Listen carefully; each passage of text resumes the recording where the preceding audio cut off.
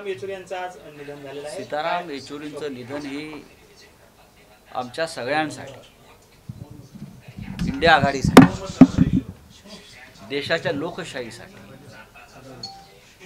संविधानाचं रक्षण करणारा जो आमचा एक फोर्स होता, त्या सगळ्यांसाठी धक्कादायक अशी बातमी आहे। गेले 5 दशकं येचुरी हे देशाच्या राजकारणामध्ये तळपत होते। डाव्या चळवळीतला म्हणजे कम्युनिस्टांचा एक संयमी, लोकप्रिय चेहरा, उत्तम वक्ता। राज्यसभेत ते माझ्याबरोबर काही काळ होते आणि विरोधी पक्षांची एकजूट बांधण्यामध्ये त्यांचं योगदान फार मोठं होतं। इतक्या लवकर ते गेले, ज्यांनी सतत संघर्ष केला विद्यार्थी दशेपासून।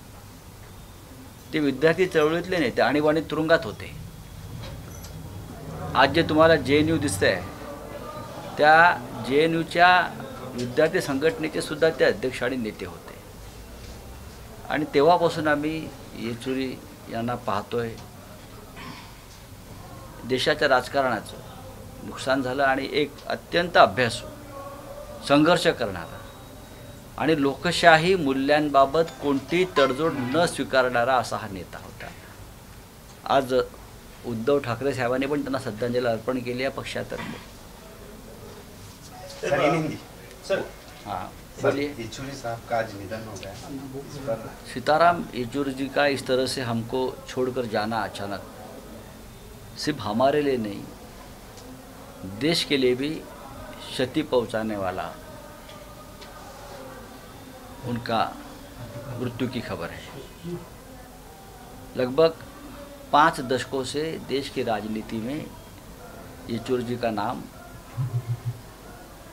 हमेशा रहा है। कम्युनिस्ट पार्टी के वो महासचिव थे, लेकिन वो ऐसे नेता थे कम्युनिस्ट कि देश के सभी राजनीतिक पार्टियों को वो अपने ही लगते थे, प्रिय लगते थे। ऐसा बहुत कम होता है कम्युनिस्टों के बारे में, लेकिन येचुरी के साथ हम कभी भी डायलॉग कर सकते थे। खास करके इंडिया ब्लॉक जो बन गया हमारा, इंडिया अलायंस, वो संगठन हो गया, उसमें भी येचुरी साहब का योगदान हमेशा रहा है। जब जब इंडिया ब्लॉक की बैठक होती थी, येचुरी साहब वहाँ आते थे, अपनी बात रखते थे और बहुत ही संयमी भूमिका उनकी रहती थी। इतने जल्दी चले जाएंगे ये कभी हमने सोचा नहीं था।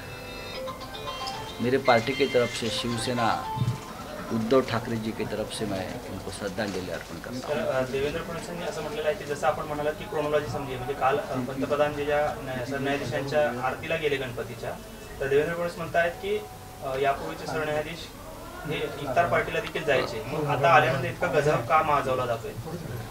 याचं कारण असं आहे की तेव्हाच्या न्यायाधीशांकडे महाराष्ट्राचा खटला नव्हता। तेव्हाचे जे न्यायाधीश होते, जे फडणवीस यांनी जो शोध लावले, ते त्यांचं कामच आहे ते शोध करत बसायचं। कोण कधी कुठे गेलं होतं, कोण कुठल्या याच्यात गेलं होतं, त्यांना दुसरी कामं नाहीत।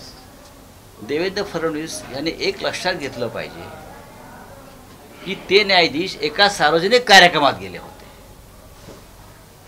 ते खाजगी भेटीला गेले नव्हते आरतीच्या नावाखाली। ते ज्या सरन्यायाधीशांविषयी बोलतायत, सांगतायत, ते सार्वजनिक कार्यक्रमात सगळ्यांसमोर, अनेक लोकांसमोर जाऊन ते त्या कार्यक्रमात उपस्थित होते। हे त्यांना माहीत नसेल तर त्या कार्यक्रमाचं व्हिडिओ चित्रण त्यांना मी पाठवतो, त्यांना पाहू द्या बसून। मुळात देशाच्या सरन्यायाधीशांनी अशा प्रकारे खाजगी स्वरूपाच्या भेटी राजकारण्यांबरोबर करणं हे सर्वस्वी चुकीचं आहे। गेल्या 3 वर्षापासून चंद्रचूड यांच्यासमोर महाराष्ट्राच्या घटनाबाह्य सरकारची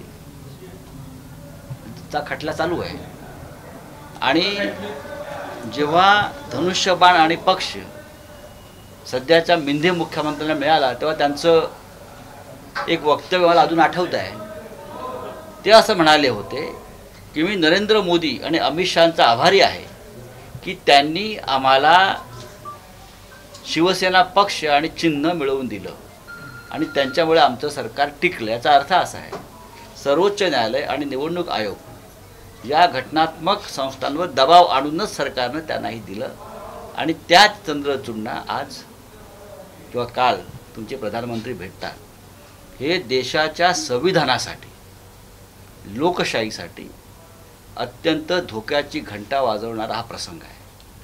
ते लवकरच निवृत्त होत आहेत. ते लवकरच निवृत्त होत आहेत आणि लवकरच ते एखाद्या मोठ्या पदावर जाऊ शकतात, जसे इतर लोक गेले.